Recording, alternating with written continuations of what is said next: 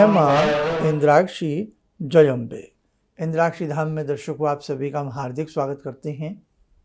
आइए इस विशेष अंक में हम बात करते हैं शरद पूर्णिमा और कोजागर व्रत के बारे में।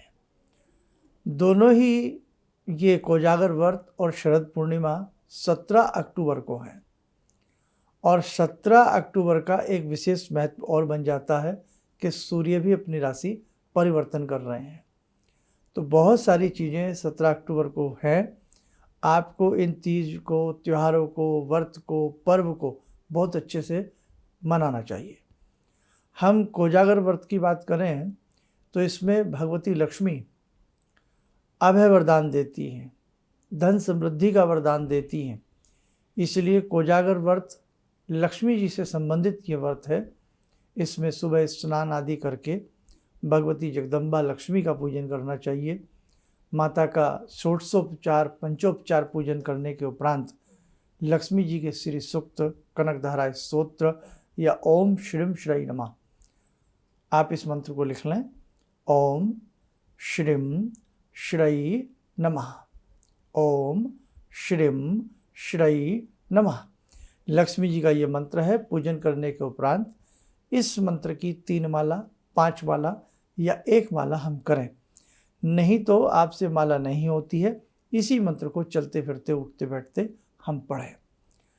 लक्ष्मी इस व्रत की रात्रि में घर घर में विचरण करके देखती हैं कौन जाग रहा है, कौन सो रहा है, किसका कैसा कर्म है, किसके घर में किस प्रकार की स्वच्छता है, किसके घर में मान है, किसके घर में सम्मान है, किसके घर में स्त्रियों को सम्मानित किया जाता है। जिस घर में स्त्री का सम्मान होता है वहाँ सदैव लक्ष्मी वास करती हैं। जिस घर में स्त्री का सम्मान नहीं होता वहाँ से लक्ष्मी किसी न किसी रास्ते से बाहर चली जाती हैं। और बेटा, जब लक्ष्मी आती हैं कमल के पुष्प के ऊपर सुवासित होती हुई घर के अंदर विचरण करती हैं, स्थापित हो जाती हैं। और जब लक्ष्मी जाती हैं ना तो 1000 रास्ते लक्ष्मी जाने के बन जाते हैं। बीमारी के रूप में पैसा चला जाता, मुकदमेबाजी के रूप में पैसा चला जाता, चोर धन को चुरा ले जाते हैं। कहीं हम अपने ही हाथ से अपनी बहुत बड़ी अमाउंट किसी को दे बैठते हैं और वो वापस नहीं आती है। अनेकों प्रकार के रास्ते लक्ष्मी के होते हैं जाने के लिए। इसीलिए ध्यान रखना, हर वर्ष ये व्रत आता है और इस व्रत की ये विशेषता है कि इस व्रत में जो भी भगवती लक्ष्मी के प्रति बहुत सुंदर आस्था के साथ धूप दीप पंचोपचार पूजन या षोडशोपचार पूजन करके भगवती लक्ष्मी के किसी भी बीज मंत्र को जपता या मंत्र को जपता, भगवती लक्ष्मी उस घर में अपना निवास स्थान बना लेती है। तो ध्यान रखना, इस व्रत के बारे में हमने आपको बता दिया है। 17 अक्टूबर का ये व्रत है और संध्या के समय चंद्र आदि की पूजा करके आप इस व्रत को खोल सकते हैं। आश्विन मास के शुक्ल पक्ष की, अब ये कौन सा महीना चल रहा है? आश्विन मास का महीना चल रहा है। तो आश्विन मास के शुक्ल पक्ष की जो पूर्णिमा होती है वो शरद पूर्णिमा कहलाती है और उसी तिथि में कोजागर व्रत भी किया जाता है। तो लक्ष्मी के व्रत के बारे में आपको समझ में आ गई बात। अब हम बात करते हैं शरद पूर्णिमा की। पूर्णिमाओं में शरद पूर्णिमा और गुरु पूर्णिमा ये बहुत बड़ी पूर्णिमा मानी जाती हैं। अब ये नवरात्र हमारे बहुत सुख शांति के साथ जगदम्बा की कृपा से नवरात्र पूर्ण हुए हैं। नवरात्रों के बाद दशहरा और दशहरे के बाद जो पूर्णिमा आती है वो शरद पूर्णिमा कहलाती है। हर वर्ष के लिए बेटा आप लोग ये बातें नोट करके रख लो, है ना। अब शरद पूर्णिमा का क्या महत्व है?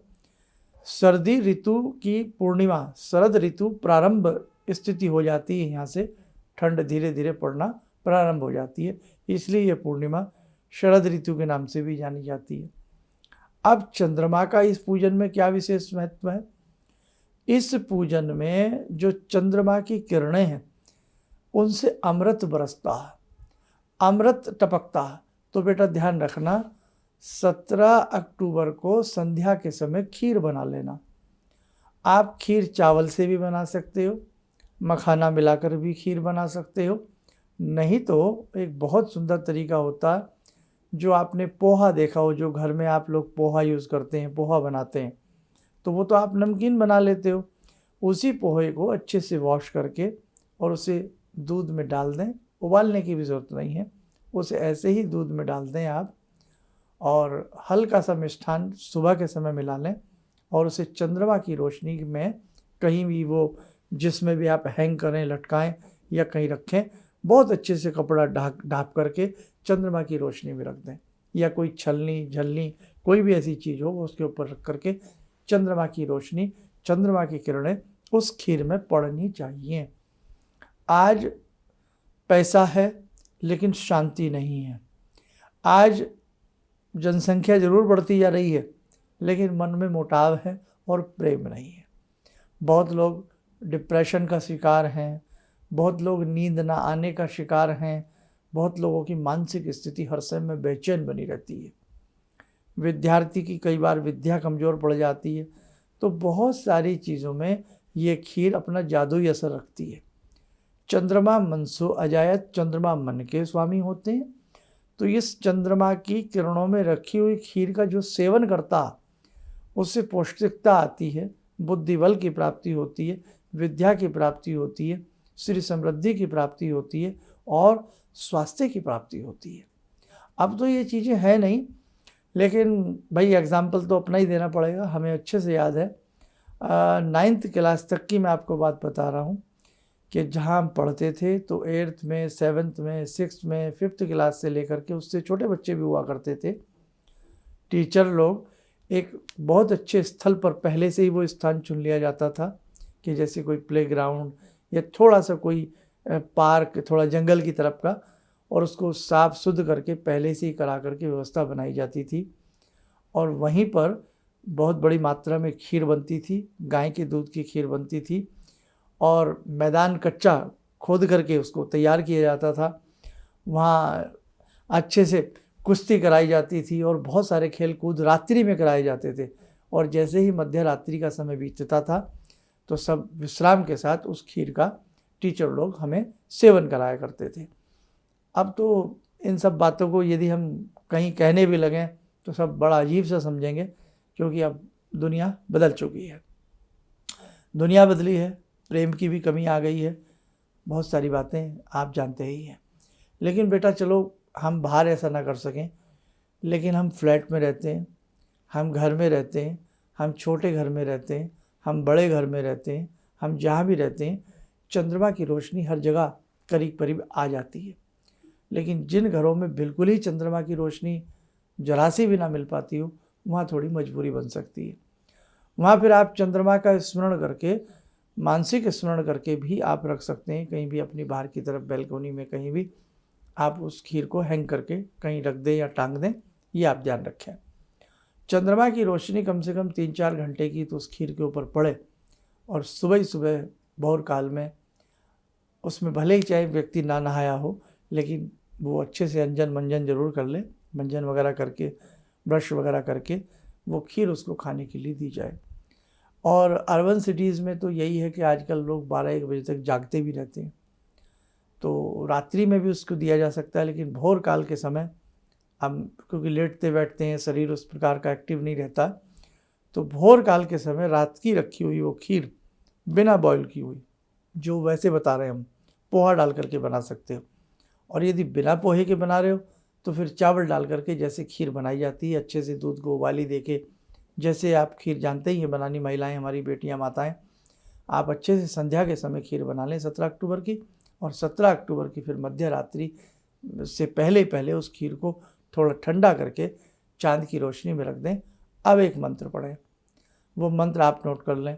जब उसे रखें तो चंद्रमा को प्रणाम करें, और प्रणाम करने के साथ साथ क्या बोलें, चंद्र रूप भगवान तुम अब मत सुधा दुराओ, आज हमारी खीर में अमृत रस टपकाओ।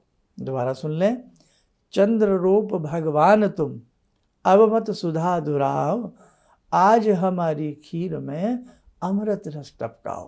कि हे चंद्रदेव, जो आपकी सुधा है, आपकी किरणें हैं, सुंदर अमृत तत्व है, आज वो इस खीर में आपकी कृपा से आना चाहिए।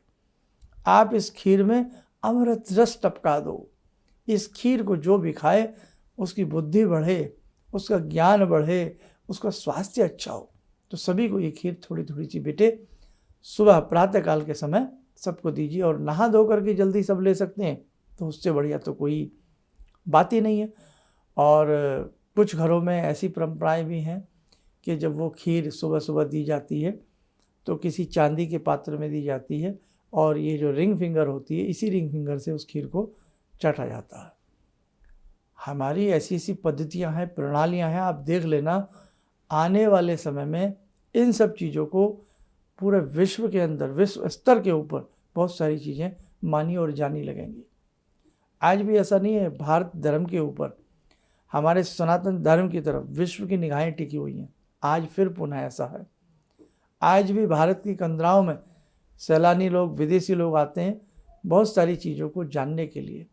तो भारत का जो धर्म है ये बहुत विचित्र है, बहुत अनोखा है, बहुत सुंदर है और बहुत विशाल है, समझे आप।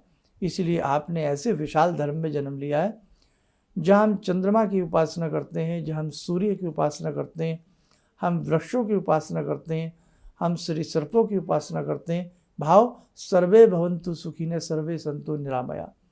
हम सबके सुख की भावना चाहते हैं, हम सबकी उपासना करते हैं, हम सबका मान सम्मान करते हैं, हम सबकी रेस्पेक्ट करते हैं, समझे आप। इसलिए बेटे बहुत अच्छे से अपने 30 त्योहारों को आप लोग मनाइएगा। और जो मैं बता रहा था उसको चांदी के किसी पात्र में निकाल करके, तश्तरी, प्लेट में, प्याले में, मग में, फिर उसको चाटा जाता था। और एक चीज़ और है, ध्यान रखें, लगे हाथ बता देते हैं, बात चल रही है।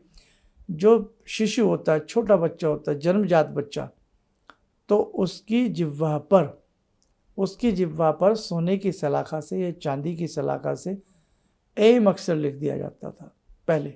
आप जो जानते हैं वो भी कर देते हैं। जैसे ही बच्चा जन्म लेता तो शहद, हल्का सा नाम मात्र के लिए शहद लगा करके, नाम मात्र के लिए उसकी जिह्वा पर एम लिख दिया। वो दिखता नहीं है, सिर्फ सांकेतिक होता है कि हाँ हमने एम लिख दिया। कुछ ना मिले तो उस समय जो माताएं हुआ करती थी वो अपनी रिंग फिंगर से ही एम बना दिया कर। एम मतलब एम सरस्वती, मतलब विद्या। तो वो बच्चा बड़ा ही विद्याशाली होता था, बहुत विद्वान हुआ करता था। तो बहुत बहुत बातें हैं जो विलुप्त प्राय हो चुकी हैं। इसलिए ध्यान रखना, भगवती लक्ष्मी का ये व्रत रखना चाहें तो जरूर रखें, नहीं तो भगवती लक्ष्मी का षोडशोपचार पूजन करना, उनको धूप दीप सुगंधित द्रव्य आदि अर्पण करके ओम श्रीम श्री नमः पढ़ना।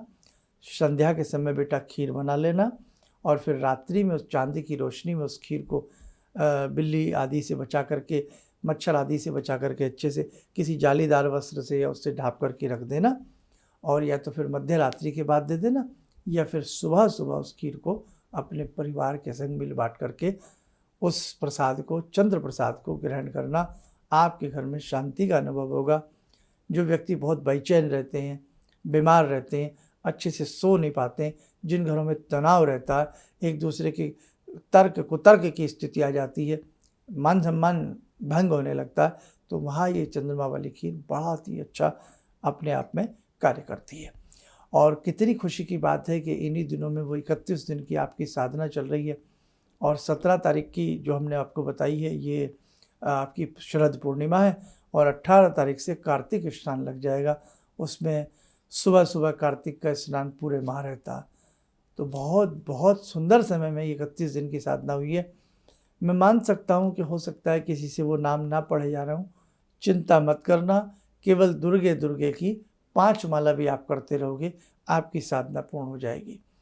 और फिर वो जो हमने ब्राह्मणों के द्वारा बुलवाया है, 1008 नाम बुलवाए, थोड़े से गति उनमें ली गई है, क्योंकि नहीं तो फिर बहुत लंबा समय आपको लग सकता है। तो आप ध्यान से उन नामों को पढ़ने का प्रयास करें।